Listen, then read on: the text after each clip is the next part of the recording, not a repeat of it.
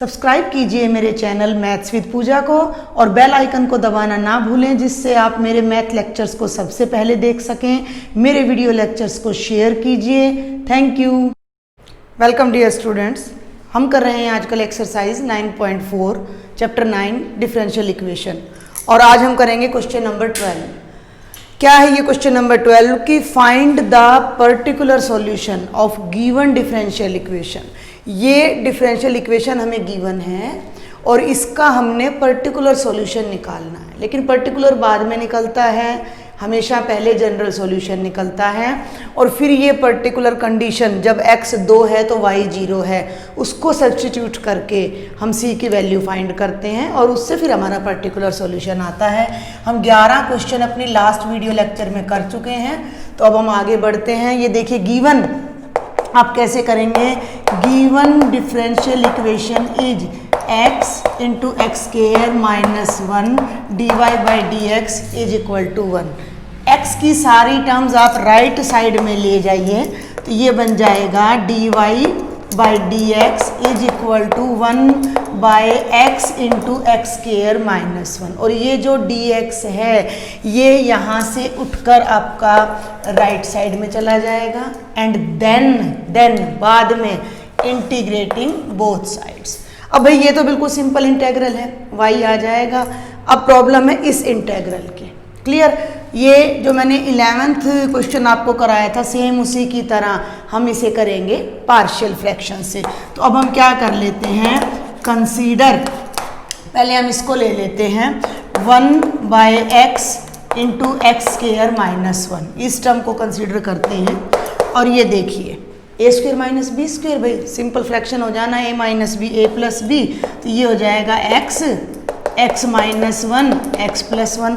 Denominator में जब तीनों फैक्टर लीनियर हों तो पार्शियल फ्रैक्शन कैसे होता है, तो ये हो जाएगा, देखो इसको मैं इधर लिख रही हूँ 1 by x minus 1 x plus 1। और ये क्या हो जाएगा, ये हो जाएगा a by first term plus b by x minus 1 और प्लस c by x plus 1।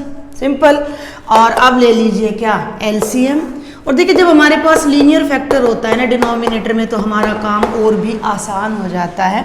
Left side यही चलेगी आपकी 1 by x minus 1 x plus 1। अब यहाँ साथ के साथ आपका पार्शियल फ्रैक्शन का रिवीजन भी हो रहा है।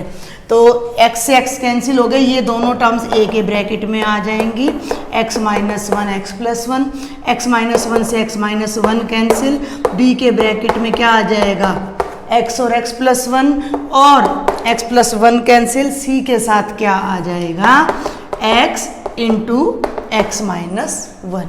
जब हम बोथ साइड्स कंपेयर करेंगे तो ये डिनोमिनेटर तो ख़त्म हो जाएगा और ये टर्म देखिए हमारे पास रह जाती है। Got it.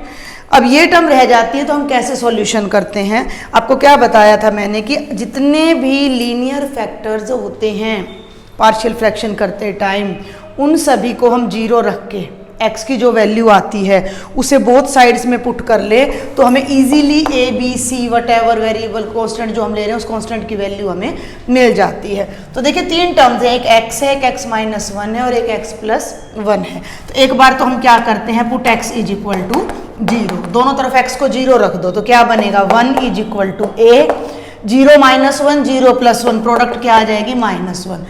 x की जगह 0 रखोगे ये कंप्लीट टर्म 0, c के साथ x से 0 रखोगे 0 तो सारा 0 आ जाएगा और a की वैल्यू क्या आ जाएगी, माइनस 1। क्लियर। अब हम सेकंड फैक्टर उठा लेते हैं x माइनस 1, तो आप बोथ साइड्स क्या करेंगे, put x minus 1 is equal to 0, यानी आपने x को क्या रख देना है, 1 रख देना है। देखिए थोड़ा स्टेप वाइज चलिएगा, आप इसे लीजिए नंबर 1 और भाई इसे लीजिए नंबर 2 और इसे ले लीजिए नंबर 3। सिस्टमेटिक ढंग से आपने क्वेश्चन अटेम्प्ट करना है एग्जाम में। तो अब आप यहाँ लिखेंगे put x is equal to 1 in equation number 3। तो ये है भाई आपकी 3, तो लेफ्ट में तो क्या है, 1 है और यहाँ रखना क्या है, 1। तो देखो ना जब आप यहाँ 1 रखोगे तो 1 माइनस 1 फर्स्ट टर्म बन जाएगी 0, सेकंड टर्म में जब आप 1 रखोगे तो b इंटू 1 प्लस 1 क्या बन जाएगा भाई, 2 बन जाएगा। और यहाँ भी x माइनस 1 एक फैक्टर है, तो जब यहाँ 1 रखोगे तो ये भी क्या बन जाएगा, 0। इससे जो हमारी b की वैल्यू है बेटा जी वो देखो ना, 2b is equal to 1। Clear, समझ आ रहा है, 2b इज इक्वल टू 1 और b की वैल्यू क्या आ जाएगी, 1/2। आगे चलें। अब इसके बाद थर्ड फैक्टर को पकड़ लीजिए, तो put x plus 1 is equal to 0, it means x is equal to -1 रखेंगे इन इक्वेशन नंबर 3। तो ये देखिए बेटा जी, ये 1 है और ये हो जाएगा, जब आप -1 रखोगे तो अगेन ये फैक्टर 0, ये वाला फैक्टर 0, और जब आप यहाँ -1 रखोगे तो -1 into -2 minus minus plus 2c is equal to 1, और c की वैल्यू भी क्या आ जाएगी, 1/2। आपके पास a आ गया, b आ गया, c आ गया। तो ये हम इस इंटीग्रल के अंदर के इस फंक्शन को लेके चले, ये फंक्शन इसके इक्वल आया और ये फंक्शन पार्शियल फ्रैक्शन से इसके इक्वल आया। इट मीन्स ये टर्म इसके इक्वल आ गई, ये टर्म इसके इक्वल आ गई। तो यूजिंग या पुट द वैल्यू ऑफ, दोनों में से आप कुछ भी लिख सकते हो, using a, b and c in second, और सेकंड में जब आप यूज करोगे तो ये टर्म इसके इक्वल आ जाएगी कि 1/x into x square minus 1। यहाँ से चले ना, ये इसके इक्वल है और इसी को इसके इक्वल किया है, तो a कितना है भाई, -1 है, तो ये बन जाएगा -1/x plus 1/2 into x minus 1। Then c भी कितना है भाई, प्लस, देखो ना 1/2 इंटू एक्स प्लस 1, तो ये फिर हो जाएगा 1/2 इंटू एक्स प्लस 1। क्लियर यहाँ तक, क्लियर। आगे चलें। तो अब ये इसका हमने करना है इंटेग्रल, तो बोथ साइड्स आप इंटेग्रल लगा दीजिए, तो इसका इंटेग्रल और इस कंप्लीट टर्म का इंटेग्रल। यहाँ जगह नहीं थी इसलिए मैंने ऐसे लिखा है। अब हम इसे सेपरेट कर लेते हैं, तो ये बनेगा minus of 1/x dx plus 1/2 integral of मैंने आइडेंटिटी लगा दी, x माइनस 1 dx और प्लस 1/2। अभी भी गड़बड़ हो गई, ये देखिए थोड़ा इधर करके लिखते हैं, इसको साफ कर लेते हैं ब्लैक बोर्ड को। Minus of 1/x dx plus 1/2, x minus 1 denominator में था, मैंने न्यूमरेटर में लिख दिया, 1/x minus 1 dx again 1/2 1/x plus 1 dx। Clear, समझ आ गया यहाँ तक। इनकी इंटीग्रेशन कर दीजिए, और जो ये टर्म है ये किसके इक्वल है, ये है इंटेग्रल ऑफ dy के। अब आप इंटीग्रेट कीजिए and you will get the solution. इसे मैं यहाँ से थोड़ा रब कर रही हूँ, तो ये देखिए बेटा, dy का इंटेग्रल हो जाएगा y is equal to minus log x plus 1/2 log, और ये आ जाएगा x माइनस 1। वैसे हम यहाँ मॉडुलस लेके चलते हैं, और साथ में 1/2 log of modulus of x plus 1, और अभी आपका c पेंडिंग है, तो आप चाहें तो log c ले लीजिए, और आप चाहें तो सिंपल कांस्टेंट प्लस का c भी ले सकते हैं। क्लियर है यहाँ तक। अब आप इन्हें थोड़ा और इजी करना चाहें तो मर्ज कर दें, 1/2 कॉमन आ जाएगा, log m plus log n, log mn बन जाएगा। तो ये बन जाएगा, देखिए ध्यान से, माइनस log x, और इन दोनों में से 1/2 कॉमन लेंगे तो ये प्रोडक्ट में बदल जाएगा, और ये बन जाएगा log of x minus 1 into x plus 1 की प्रोडक्ट प्लस c, और ये log of x square minus 1 बन जाएगा। देखिए हमें पर्टिकुलर सॉल्यूशन निकालना है, तो पर्टिकुलर सॉल्यूशन के लिए हमने वैल्यू पुट करनी है, लेकिन जितना ज़्यादा हो सके आप इसको सॉल्व कीजिए, इजी फॉर्म में कन्वर्ट कीजिए। तो ये बन गया है बेटा y is equal to minus log of x, ध्यान देंगे, plus 1/2 log of x square minus 1 plus में c। अब हमारी कंडीशन क्या है कि जब आपका x 2 है तो y आपका क्या है, 0 है। जब आपका x 2 है, अभी ये टर्म जो है माइनस में, लेकिन यहाँ हमारे पास 1/2 नहीं है, तो अब हम लगाते हैं particular condition, when x is equal to 2 y is equal to 0। तो ये तो 0 हो गया, माइनस लॉग ऑफ 2 हो गया, प्लस 1/2 लॉग ऑफ, ये क्या बना 2 स्क्वायर माइनस 1, 4 में से 1 गया 3 और प्लस सी। अब log 3 और log 2, ठीक है। अब देखिए सी इस टर्म को राइट में ले, आप ऐसा कीजिए कि 0 2 एलसीएम ले लीजिए या 0 इज इक्वल टू, यूँ कीजिए log ऑफ 2, माइनस का है लेफ्ट में ले आइए, -1/2 log of 3 is equal to c आ गया। इसे और शॉर्ट कर लीजिए तो ये 3 जो 1/2 है यहाँ पर आप यहाँ ले जाइए तो 2 of log 2 minus log of 3/2 is equal to c. ये जो है 2 यहाँ पर ये ऊपर चला जाएगा पावर में, तो ये हो जाएगा log 2 का स्क्वायर यानी log 4 माइनस log 3, और इसे हम लिख सकते हैं log of 4/3 is equal to 2c, या आप c की जो वैल्यू है वो आ जाएगी 1/2 log ऑफ 4/3। उस वैल्यू को अब हम यहाँ पर सब्स्टिट्यूट करेंगे।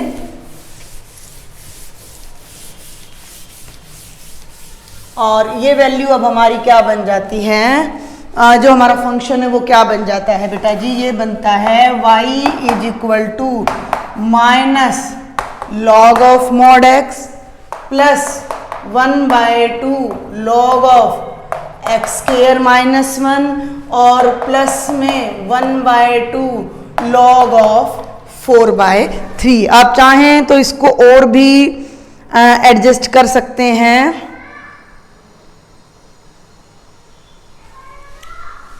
देखिए अब एक बात मैं आपको बता दूं कि आप ज़्यादा से ज़्यादा इन दोनों को एडजस्ट कर सकते हैं।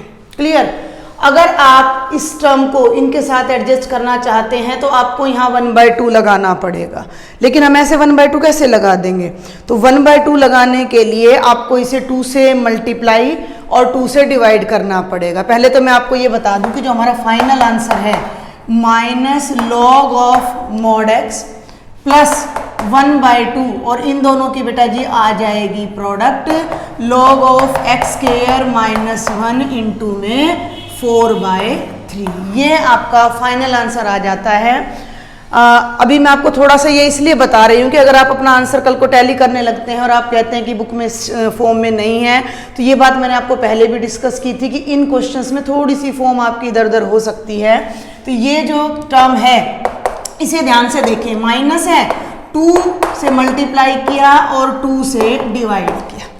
क्लियर? यहाँ तक 2 से मल्टीप्लाई किया और 2 से हमने डिवाइड किया, प्लस ये वाली टर्म आपकी एज इट इज है। तो ये जो 2 है ये यहाँ चला जाएगा पावर में, और 1/2 को उल्टा कर लीजिए ना, 1/2 को आगे ले लीजिए, 2 को पीछे, m log n तो पावर ऊपर चली जाएगी, तो ये बन जाएगा -1/2 log ऑफ x का स्क्वायर प्लस 1/2 अलग अलग करें तो log of x square minus 1 और प्लस 1/2 log ऑफ 4/3। पहले x की टर्म्स ले लीजिए, तो दोनों में से 1/2 जब आप कॉमन लोगे तो log m minus log n, और ये बन जाएगा log ऑफ m/n। क्लियर? और ये हो जाएगा प्लस 1/2 log ऑफ 4/3। अब चाहें तो आप इस 4/3 को भी इनके साथ एडजस्ट कर सकते हैं। तो ये भी आपका आंसर करेक्ट है और ये आंसर भी करेक्ट है, और इसके अलावा बुक में जो आपकी फाइनल फॉर्म दे रखी है वो भी आपका करेक्ट है, क्योंकि यहाँ माइनस दे रखा है आपकी बुक में और यहाँ 3/4, तो बात वही है भाई। आप माइनस कॉमन लेंगे तो log 4 माइनस log 3 है, माइनस कॉमन लोगे तो log 3 माइनस log 4 हो जाएगा। तो यहाँ मैं आपको स्पेशल बता दूं कि आंसर अगर आपको गिवन है कि यही आपका जनरल या पर्टिकुलर सॉल्यूशन आना चाहिए तो आपने उस फॉर्म में कन्वर्ट करना है। अदरवाइज अगर आप कॉन्फिडेंट है कि भाई आपका ठीक चल रहा है तो आप शॉर्ट से अपना क्वेश्चन कीजिए एंड दैट्स ऑल। तो ये था बेटा जी आपका क्वेश्चन नंबर 12 एक्सरसाइज 9.4। थोड़े लेंथी पढ़ते हैं ये वाले क्वेश्चन, थोड़े से मैंने कल भी बताया था कि मुश्किल नहीं है बट लेंथी हैं। थोड़ा अटेंशन के साथ, ध्यान के साथ आपको इन क्वेश्चंस को कंप्लीट करना है। अब हम करेंगे क्वेश्चन नंबर 13। तो क्वेश्चन नंबर 13 में हमारे पास बल्कि केवल कांस्टेंट दे रखा है और क्वेश्चन क्या है, cos of dy by d x is equal to a. ठीक है ना, कोई x है ना कोई y है और a कोई रियल नंबर है और कंडीशन क्या है आपकी कि जब y 1 है, कब, जब आपका x 0 है। तो ये आपका क्वेश्चन नंबर 13 है। अब cos के साथ dy बाई डी एक्स तो कैसे करेंगे आप, तो cos को जब आप राइट में ले जाएंगे तो वो इन्वर्स में कन्वर्ट हो जाएगा। तो ये बन जाएगा dy by d x is equal to cos inverse a. dx को राइट में ले जाइए भाई, dy is equal to cos inverse a dx और अब कर दीजिए इंटीग्रेट। जब हम इंटीग्रेट करेंगे तो कॉस इनवर्स ए कांस्टेंट है, बाहर ले लेंगे भाई साइन को और ये आ गया dx। क्वेश्चन अपना क्या बन गया, y is equal to cos inverse a dx की इंटीग्रेशन x और प्लस में आ गया c। ये अपना आ गया जनरल सॉल्यूशन। अब x 0 है और y 1 है तो पुट कर दीजिए इसके अंदर। 1 इज इक्वल टू 0 रखोगे, 0 से कौन ये मल्टीप्लाई होगा तो क्या बन जाएगा 0 प्लस c, तो c की वैल्यू 1 हो जाएगी और c की वैल्यू को जब यहाँ रख दोगे तो ये आपका क्या आ जाएगा, पर्टिकुलर सॉल्यूशन। तो ये बहुत ही आसान सा क्वेश्चन था, जितना आपका क्वेश्चन नंबर 12 लेंथी था उतना ही ये वाला आपका ईजी था। चलिए now we will do question number 14 separable. देखिए ध्यान दीजिए, बीच बीच में आप याद करते रहा कीजिए कि हम कर क्या रहे हैं। We are finding the solution of differential equation. और मैं एक बात और बता दूं कि हरियाणा बोर्ड के स्टूडेंट्स के लिए कि आज ही गवर्नमेंट ने सिलेबस डिलीट किया है, जिसमें आपकी जो लास्ट एक्सरसाइज है 9.6 dy by d x plus p y is equal to q वाली जो लीनियर डिफरेंशियल इक्वेशन वाली है वो डिलीट कर दी गई है। क्लियर? तो मैं टाइम निकाल कर ये करा जरूर दूंगी मैं एक्सरसाइज, क्योंकि अभी तो ये केवल इस सेशन के बच्चों के लिए डिलीट हुई है ना। जो बच्चे आगे करेंगे सिलेबस को उन्हें भी तो ये एक्सरसाइज करनी होगी ना। तो जो बच्चे मार्च 21 में अपीयर हो रहे हैं उनके लिए एक्सरसाइज 9.6 डिलीट कर दी गई है सिलेबस में से ड्यू टू कोरोना। तो dy by d x is equal to y into tangent x, y multiplied by tangent x and the condition is बेटा जी वही सेम, y 1 है जब आपका x 0 है। क्लियर? चलें आगे, बिल्कुल आसान है। ये बन जाएगा 1 by y d y is equal to tangent x d x. भाई ये क्या बनेगा, लॉग ऑफ y।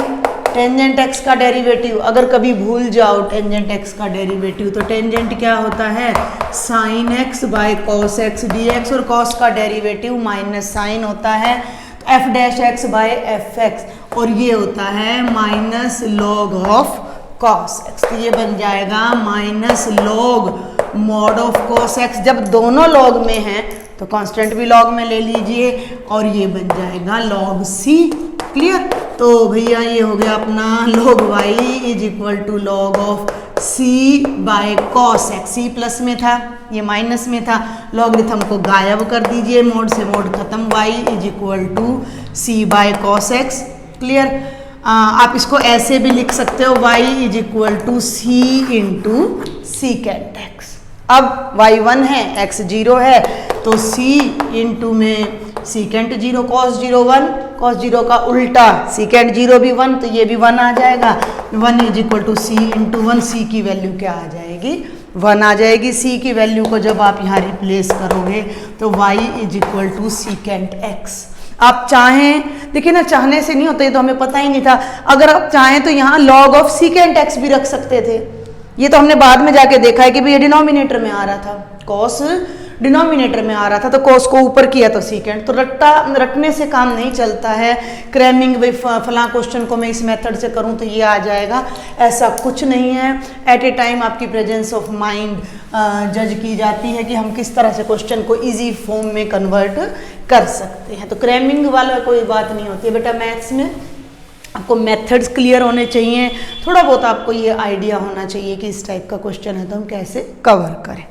तो ये तो थे 14 क्वेश्चंस। अब हम आ जाते हैं क्वेश्चन नंबर 15 पर, जिसमें अब आपको स्टेटमेंट फॉर्म में सवाल दिया हुआ है। Find the equation of A curve. ये बात हम पहले भी डिस्कस कर चुके हैं कि जब भी इक्वेशन ऑफ कर्व मांगी जा रही है इट मीन्स आपसे जनरल या पर्टिकुलर सॉल्यूशन ही मांगा जा रहा है। क्लियर। पासिंग थ्रू 0 0, जो ये पासिंग थ्रू 0 0 बोला है ये क्या है, ये पर्टिकुलर सॉल्यूशन के लिए दी गई कंडीशन है। क्लियर कि x 0 है और y 0 and whose differential equation is, differential equation क्या है भाई, dy by d x is equal to e की पावर x साइन x। तो dx को राइट में ले जाइए, dx को राइट में ले जाइए तो ये बन जाएगा dy is equal to e की power x sine x dx। अब मैं आपको बता दूं कि ये जो इंटेग्रल है ये कभी भी ख़त्म नहीं होता है, तो इसे हम सेपरेट करेंगे। Let i is equal to integrate e की power x sine x dx। ILATE trigonometric first exponential second, first function integration of second minus differentiation of first integration of second. First ILATE exponential को last में लेते हैं और ये second islet, ध्यान है ना आपको, मैं हर बार लिख के देती हूँ आपको। आइलेट का मतलब inverse function, logarithmic function, algebraic function, trigonometric function and exponential function. Integration by parts में हम इस ऑर्डर में फर्स्ट और सेकंड फंक्शन को कंसिडर करके चलते हैं। तो ये first as it is, second का इंटेग्रल माइनस फर्स्ट का डेरिवेटिव हो गया cos x और सेकंड का इंटेग्रल। अब ये टर्म तो बेटा जी ऐसी की ऐसी आ जाएगी, माइनस देखो अब आप जब इसे फिर इंटीग्रेट करोगे तो दो टर्म आएंगी और ये बाहर वाला माइनस आपको परेशान कर सकता है, तो यहाँ लगा दो ब्रैकेट। तो फर्स्ट फिर से cos x as it is into e x minus cos का डेरिवेटिव माइनस साइन, तो minus sine x into e की power x dx and close the bracket. ये जो माइनस है मैं यहाँ ले आई, प्लस हो गया, ध्यान देना भाई, ये बन गया साइन x ई की power x minus cos x e की power x minus integration of sine x e की पावर x dx। क्लियर। तो ये जो टर्म है ये वही है जहां से हम शुरू हुए थे, यानी i है वो, तो वहां आप i रख दीजिएगा और i इधर आकर क्या बन जाएंगे 2i, इन दोनों में से e की पावर x कॉमन आएगा तो sine x minus cos x e की पावर x, और ये 2 फिर यहाँ डिनोमिनेटर में आ जाएगा और प्लस में इसके साथ आ जाएगा c1 यानी कि कांस्टेंट ऑफ इंटीग्रेशन। तो इस टर्म की इंटीग्रेशन ये बनेगी और इसे जब हम यहाँ यूज करेंगे, क्लियर, ये शॉर्ट्स में बता रही हूँ मैं आपको, प्रॉपर मेथड से आपने अपनी फेयर नोटबुक में एग्जाम में बिल्कुल अच्छे तरीके से कवर करना है। तो यूजिंग दिस रिजल्ट इन 1 या फ्रॉम 1, तो ये क्या बनेगा y is equal to 1/2 sine x minus cos x e की पावर x और प्लस c ले लीजिए। अब क्यों ले लीजिए भाई, एक इंटेग्रल ये भी तो किया है तो इसका भी कांस्टेंट आएगा और दोनों मिलकर c हो जाएंगे, तो वहां आप चाहें तो डायरेक्ट c भी लगा सकते हैं। आ गया ये आ गया जनरल। हमें निकालना है पर्टिकुलर केस। पर्टिकुलर केस में क्या करेंगे भाई, x के प्लेस पर 0 और y के प्लेस पर 0 रखेंगे, तो लेफ्ट साइड में 0 1/2 साइन 0 माइनस कॉस 0, ठीक है भाई, sine 0 minus cos 0 e is to power 0 plus c। Clear. तो ये बन गया, देखिए ना 2 तो लेफ्ट में ले जाइए, 2 तो लेफ्ट में ले जाइए तो 0 से मल्टीप्लाई होके 0 1 को हटा दीजिए, साइन 0 0 माइनस 1 e की पावर 0 1 प्लस c, माइनस 1 आ गया, 0 is equal to minus 1 plus c और c की वैल्यू क्या आ गई 1, और इस वैल्यू को जब आप यहाँ रखोगे तो it will be your particular solution of question number 15। आसान से ही हैं, कुछ एक दो आपके पर्टिकुलर क्वेश्चन आएंगे, उन्हें हम देख लेंगे बाद में, जो भी कंडीशन होगी उसके अकॉर्डिंग।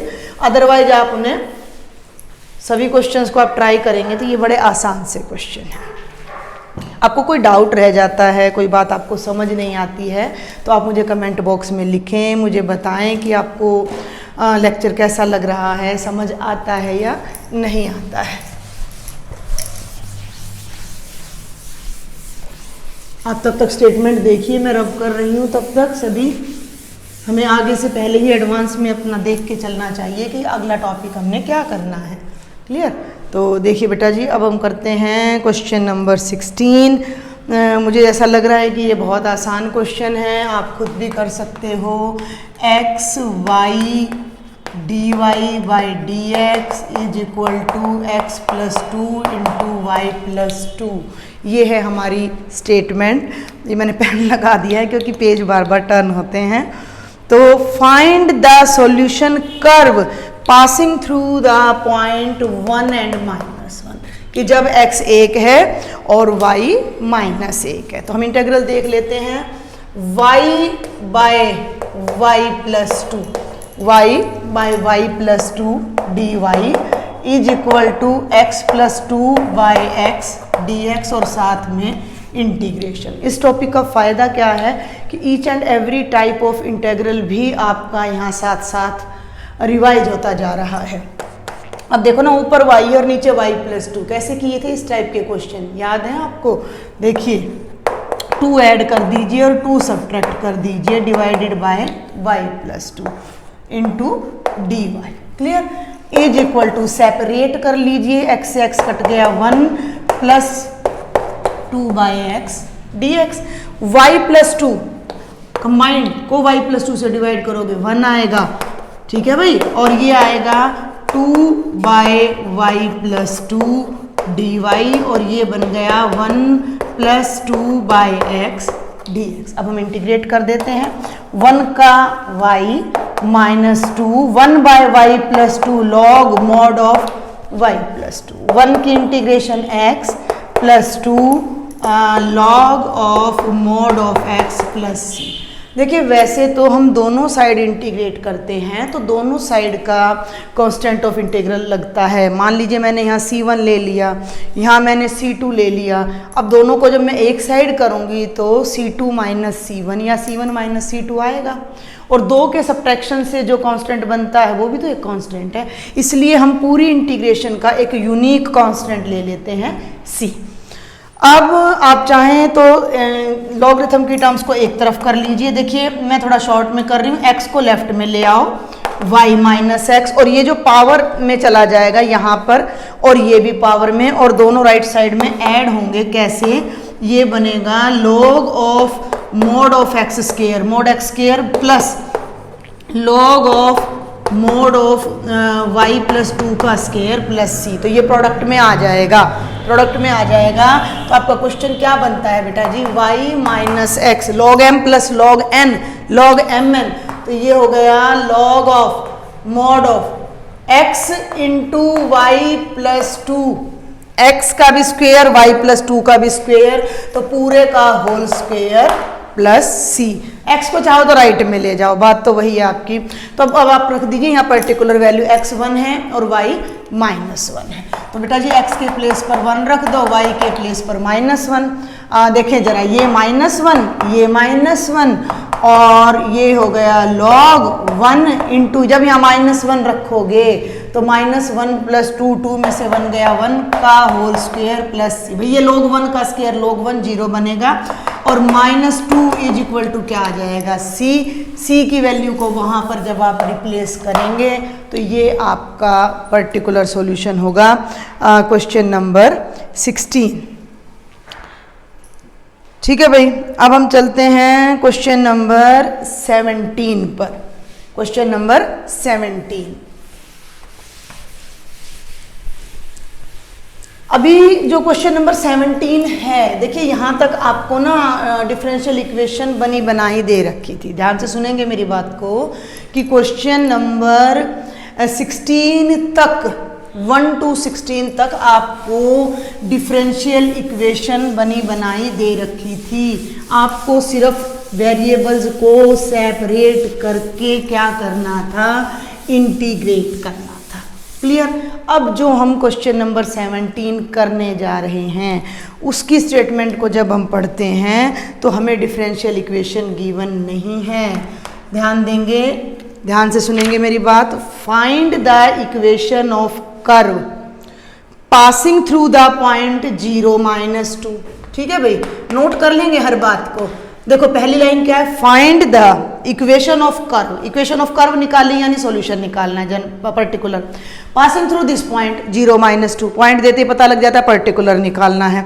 गिवन दैट, अब ये गिवन दैट को ध्यान देंगे, मैं यहाँ लिख रही हूँ आपके लिए statement, given that at any point x, y, ध्यान देंगे, at any point x, y on the curve, curve के किसी पॉइंट पर, ये मैंने कर्व बना दिया, कैसे भी बना लीजिए भाई, कर्व है कोई भी आपका, कर्व पे कोई पॉइंट है P जिसके कोऑर्डिनेट्स हैं x, y, ठीक है।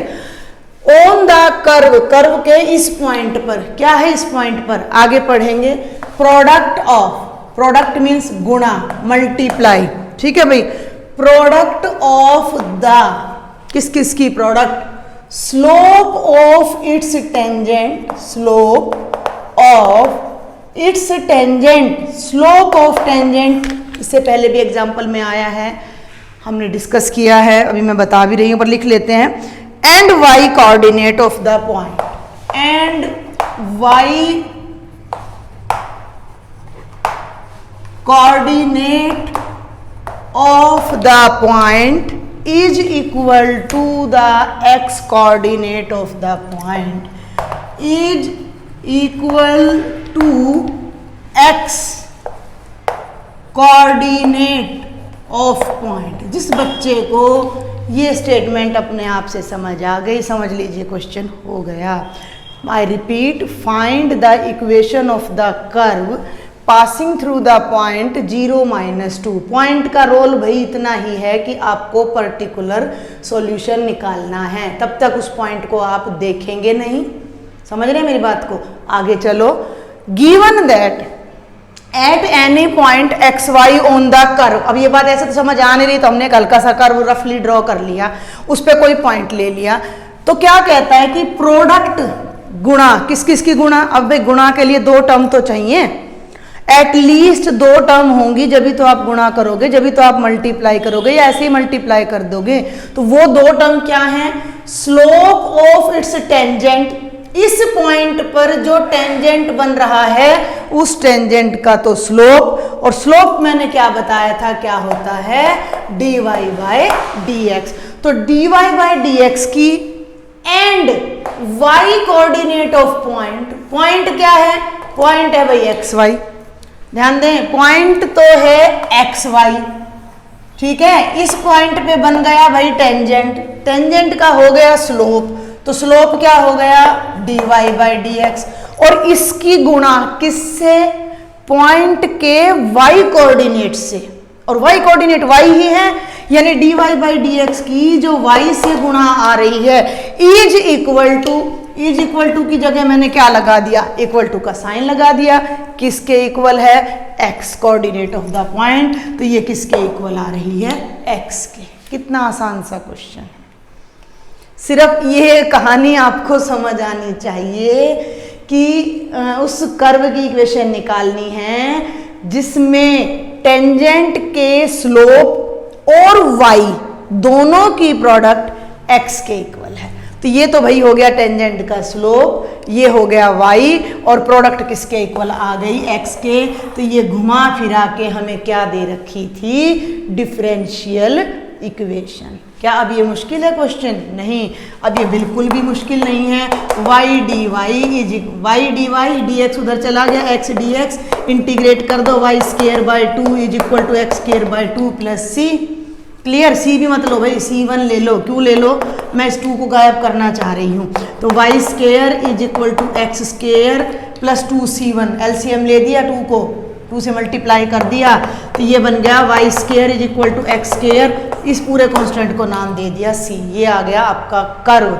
कंडीशन क्या है, x0 y माइनस 2 का स्क्वायर 4 बराबर है 0 जमा c की वैल्यू आ गई 4, इसकी जगह रख दीजिए 4, ये आपकी इक्वेशन आ गई, y square minus x square is equal to 4, जो कि एक टाइप का आपका हाइपरबोला है।